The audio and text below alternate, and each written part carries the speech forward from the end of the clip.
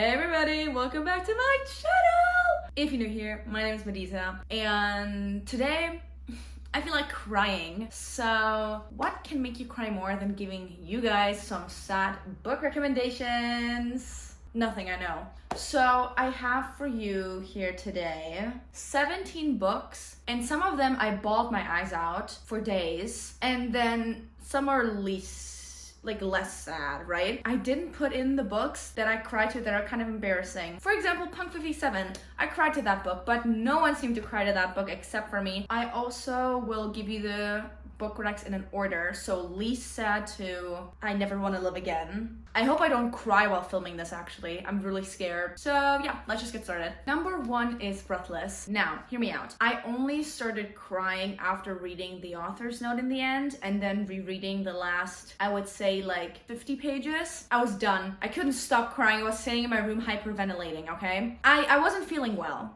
So this book is about Claudine, and she just found out right before summer that her dad is gonna leave, and so her and her heartbroken mom go to this island in Georgia, and her entire summer is messed up. She was gonna hang out with her best friend, you know, have a summer fling, you know, live the teenage life, right? And then on that island she meets Jeremiah, and for the most part of this book, this is a really sweet love story, and it's like first times discovering yourself on the sweet island in the summer. I always thought, oh my god, yes, this is like a perfect summer read. Boom, then there comes the end, okay? And my heart gets broken, ripped out. Happiness doesn't exist. Love isn't real. Those were the feelings I was feeling at the end of this book. I literally thought, yeah, I'll never fall in love because this is exactly what will happen to me, and I'll just be heartbroken. The book starts off really nicely with a little letter, and I really don't want to read this out loud because it will make me cry again. I'll just read out the first sentence. You were my first, not just sex, although that part was of it, but the first to look past everything else into me. And then the last sentence, but most of all, I don't want you to forget me. No, I wasn't doing well. I wasn't doing well. Okay, next is, oh, this is a heartbreaking book. This is called The Way I Used to Be. This book does revolve around an event of sexual assault. So this book is about Eden, who was sexually assaulted by her brother's best friend, and it's very heartbreaking overall. The book has a lot of trauma, also telling the world, being scared to not tell anybody. It's told in 4 parts, so freshman year, sophomore year, junior year, and senior year, and a lot of friendships are broken, family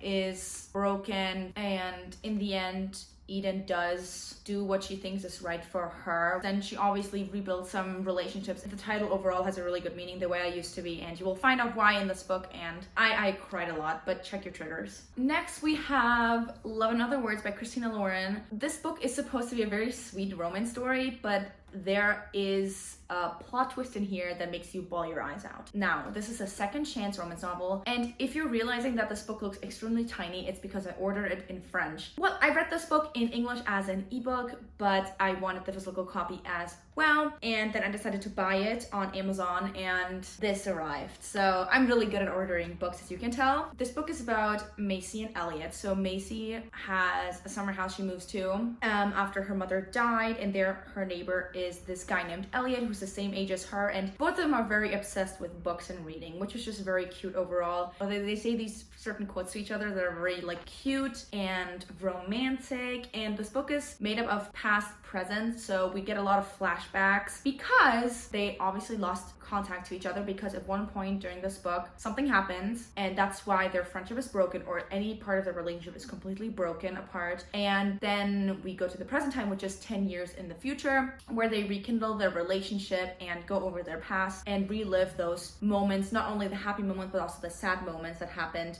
to them, and I was crying. There's a lot of friendship in here and family. Yeah. Next is Float Plan. Oh my gosh, my heart's already hurting again. This is bad for me, this video. Woo! Okay, Float Plan is about Anna and Kian. I hope you pronounce his name like Kian. I'm really not sure if it is. But Anna lost her husband to suicide. So this book does discuss suicide in here, and you need to be aware of that. So it starts off right away really sad, okay? But this story isn't about her husband. It's about Anna and how she feels afterwards, and her recovery from this traumatic event, her feeling guilty that it's somehow her fault. And this book is one of the best character developments in my opinion, because you see Anna go from very, very, very sad sad and feeling like this is all her fault to understanding that she couldn't have really done anything in the end. I felt really sad for Anna, but basically Anna's fiance had a boat and they wanted to have this trip in the summer where they would sail around the world and discover new places. So Anna decides to go on the sailing trip by herself because she feels like she needs to do this to let go of her past. She obviously doesn't know how to sail, and there she meets Kian, who she then hires to sail with her. This is definitely a slow burn romance because it definitely focuses on Anna, and I think this is more of a woman's fiction than romance book. They do develop feelings for each other. Kian also has a sad past. There is some disability representation in here because Kian does have only one leg. He lost one of his legs, and you find out why in this book. It's definitely, it's sad. Okay, next we have Running Wild by K.E. Tucker. If you know me at all, you know my favorite book is The Simple Wilds by K.E. Tucker, and this is the 4th book in that series. You can technically read this as a standalone, but I do recommend to read The Simple Wild before that. That book is also sad, but Running Wild, absolutely heartbreaking. This book is about Mary, who's Jonah's best friend, and Tyler. So Mary is a veterinarian. Is that how you pronounce it? Veterinarian. She's a vet. Okay, Mary's a vet. She meets Taylor, or is it Tyler? I'm so bad with names, okay, people? And Mary has had the worst luck ever in her love life. So first of all, she has experienced unrequited love over and over again. She's fallen in love and then the person has not loved her. She has lots of family issues because everyone in her family is like happily married, and she's kind of getting older and she feels like she has missed all her chances of falling in love. She's okay with being just with her animals, but she also longs to have a family. So a giant trope in this book is obviously the family trope, and it's always sad and it's always good. But then we meet Tyler, as I just said, and he is a sled dog racer. And at that sled dog race, Mary is one of the vets, and Tyler comes off as this like kind of like asshole in the beginning, but they start to develop this like friendship. Anna develops feelings again for Tyler, and it seems to take the course of an unrequited love story again. In the end, this book does have a happy end, but you find out why Tyler is so different and quiet, and his past does have to do with death, so you need to be aware of that before you go into this book. I was crying for Mary, and then I was crying for Tyler and her past, and then I was just crying overall because I felt like Mary, and very heartbreaking because you relate a lot to Mary if you are like me, for example. So very sad.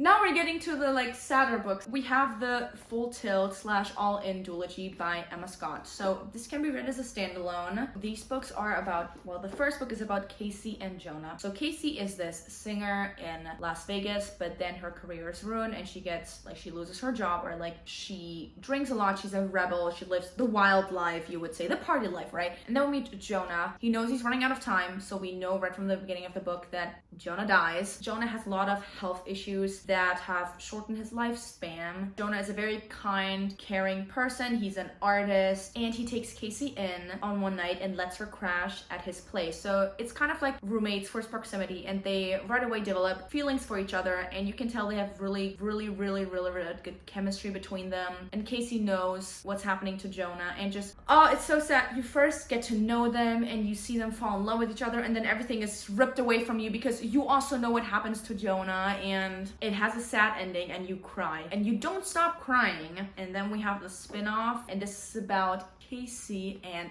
Theo. Theo is Jonah's older brother. Yeah, I'm not really sure how far I can go into this book, but this is about second chances, allowing yourself to love someone, family, or like being with your family to get over past traumatic events like the death of a loved one. You will cry.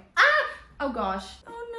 Next we have 1,000 Boy Kisses, and this book is pretty popular already, so I don't really know how much I have to say about this book. Poppy and Rune were childhood best friends until something happens and Rune moves away to Norway, and when he comes back and they're not friends anymore, but Rune is trying to rekindle his relationship with Poppy. Poppy does have a secret on why she never texted him back when he went to Norway and why their entire relationship fell apart. There's a lot of grieving and trying to make the best of the short time you have, loving someone unconditionally, or like preparing yourself for the death of a loved one, but also loving them and not taking like anything for granted, and just experiencing life and living life. I knew right from the beginning what was gonna happen, like when I read like the first chapter, and I just then cried for 3 hours straight. My face was swollen and red. I think I have a picture somewhere, but I wasn't doing good, and I don't think I will ever reread this book because it ripped my heart out. Next is All This Time. This is by the author of 5 Feet Apart. This book is about Kyle, who has the perfect relationship at the end of senior year, but then he finds out something and gets into a car accident. And in that car accident, his girlfriend dies, and Kyle wakes up with this brain injury, and no one understands what's going on in his life. No one grieves with him like he grieves until he meets Macy. And Macy is this quirky girl who's obsessed with the color yellow, and Macy has had her own grieving and her own traumatic past where someone she loves dies. There is a lot of death in this book. I think Macy's story is a lot more traumatic than Kyle's, and when you find out what happened to Macy in her past, you won't stop crying. It's very sad, and there's a major plot twist in this book that I kind of then saw coming somehow, but also like didn't at all. And the entire grieving, falling in love with each other, trying to be happy again. It's a very quirky love story. I really like Macy. I thought she was an amazing main character. She's shy. She's obsessed with insects and animals, and it's very cute in my opinion. Oh gosh. The next book is All Your Perfects by Colleen Hoover, and this is my favorite book by Colleen Hoover. If you watched that video, I cried while reading the entire book. I couldn't stop crying. I never felt sadder. Let me explain. So this is about Quinn and I think his name is Graham. I pronounce it Graham. We're not going to talk about that. The book is set up with flashbacks and present moments. In the past, you see Quinn and Graham being happy and full in love, and you've never seen anybody more happy. They're soulmates. They're actually soulmates. And then you go to the present and they're absolutely heartbroken. They're not in love anymore, or you will see in this book, but there's a song that goes like, oh, when did you fall out of love? That's this book, okay? Quinn and Graham, both of them obviously have dreams for the future, and over the course of the book, through the past moments, you see that those dreams cannot be fulfilled because of different reasons, and it tears their relationship apart because Quinn is ashamed and Graham doesn't know what to do. It's basically a broken relationship. There is a cheating trope in here. You see a marriage falling apart. Uh-oh. Next we have a book I don't have in physical yet. It's arriving soon though, and that is The Confidence of Wildflowers. I hope you can see it. Now, The Confidence of Wildflowers is an age gap romance with falling in love with your neighbor and a single parent trope. And I kind of thought that this was gonna be happy and just like an age gap romance, but it isn't, and this is why it's on this list. The last 20% rip your heart out and you will never recover. You will die out of sadness, and that happened to me. This book does have the death trope in it. We also discuss cancer in here. There's a family trope in here. We have cheating, sadly, also in this book, and I guess kind of second chance, but this book has a sequel and that doesn't make me any more happy. The first book is the only sad one, but you need to read both books. So the story is about Thyre and Salem. So Salem is the girl that lives next door. She has an abusive past. Her father was abusive, and she has a perfect boyfriend. She doesn't know what to do with her life though, and then suddenly she gets a new neighbor, and his name is Thyre, and he has a son. She then starts babysitting for him over the summer, and you know, it's an age gap romance, so you can kind of guess what happens with those two people, and they fall in love. You think it's happy and gonna be a quirky romance story, but no, it's not. Your heart gets ripped out. Dang. Oh gosh. Okay. And next we have Come Back to Me by Mila Gray. This is a military romance story, so overall there is graphic stuff in here and there is death in here. There's PTSD in here, and the story is about Jessa and Kit. Kit is Jessa's brother's best friend, so it's brother's best friend trope. Both her brother and Kit, they're both part of the Marine. After one of their missions, they come back home, and Jessa notices that Kit has changed, and they're both looking at each other differently. They develop feelings for each other, and you think, oh my god, is this a cute brother's best friend romance story? Ooh! No, it's not. No, it's freaking not. It's not, okay? It's not. Then everything turns sad, because at one point in this book then, both her brother and Kit go on a mission. So in the beginning of the book, we don't know who dies. So someone dies, and that's also mentioned on the back of the book, but Jessa doesn't know if her brother died or her boyfriend. You don't find out who dies till in the middle of the book, and you get multiple POVs in this book, obviously, and it's very sad, and you can see how a relationship is crumbling apart because of it, and how families are destroyed. It's heartbreaking. I couldn't stop crying, and the title Come Back to Me makes a lot of sense, if you can tell. There's a lot of like this guilty feeling of why wasn't it me? It rips you apart. So it's very, very sad.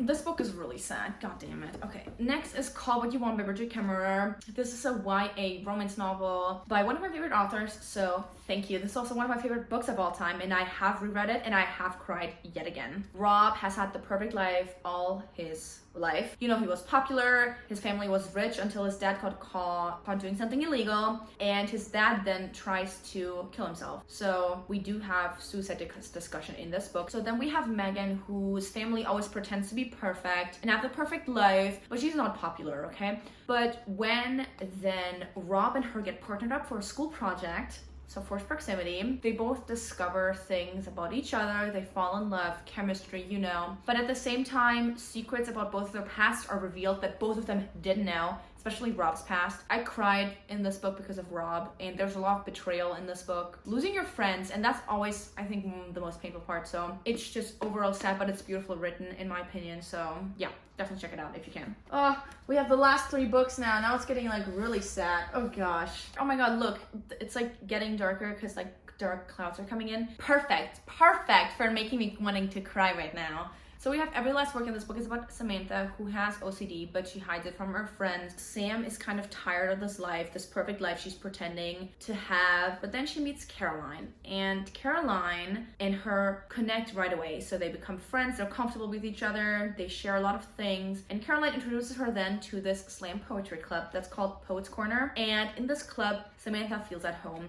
There's a lot of people that she never thought she would be friends with. A lot of them hate her because Samantha was this popular girl and her friends were often bullies. The poetry in this book is very sad because most of them do have a sad story to tell. And Sam does find a love interest in this book. It's very cute. The romance develops. Very cute, very cute. And then we get to the plot twist, and I've never been more shocked ever because I didn't expect it at all. I was completely, maybe I didn't get the signs, but I was completely shocked. You can't not bawl your eyes out while reading this book, okay?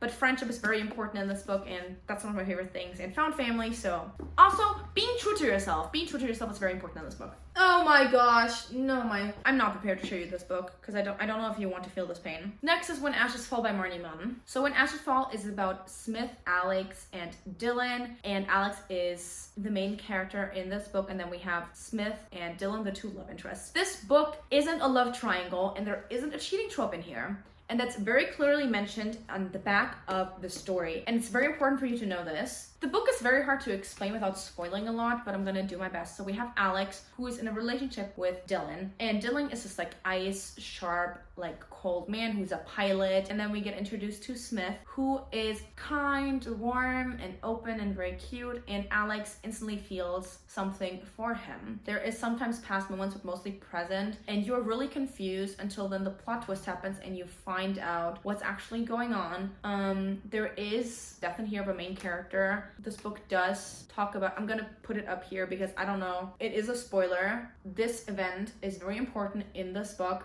and it broke my heart when I was reading about this because I didn't expect it at all, and I couldn't stop crying. It was heartbreaking to read this. 5 out of 5 stars. This is also one of my favorite reads of all times, but will I ever pick this up again? No, because I don't want to feel this pain again. There's also sequels to this book. Two sequels that are apparently also sad, so I'm really scared to read those. But When Ashes Fall will rip your heart out. And then last but not least is the saddest book I think we have Stay With Me. Before I even get into this, I need to say all the triggers. So this book has PTSD, death of a main character, suicide, graphic war scenes, and disability, so blindness is in here, and cheating. This book is about Dee Dee, who works at this recovery hospital for like Marine soldiers. So Noel came back from a mission and he can't see anymore, and he's swept over with guilt. He has PTSD. He's very angry and mad at everybody. He's mad at the world, which is understandable.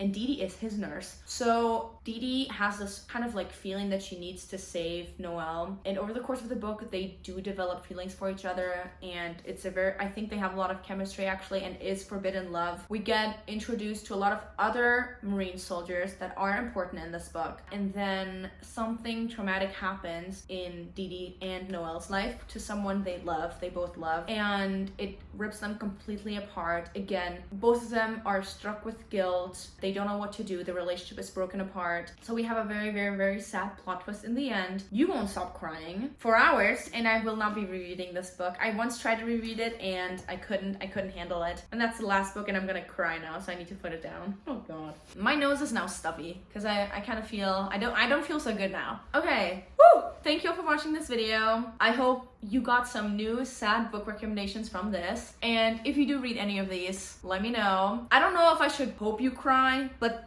I kind of like gave you these recommendations so you bawl your eyes out. If you like this video, you can give it a thumbs up, and if you want to see more of my content, like these rec videos or vlogs or anything else, you can subscribe. I hope you have a great day, evening, night, morning, whatever time zone you're in. I hope you're enjoying it. Read a book. You know, read a sad book. Read one of the books I just recommended to you. Yeah, anyways, have a great day, happy reading, and see you next time.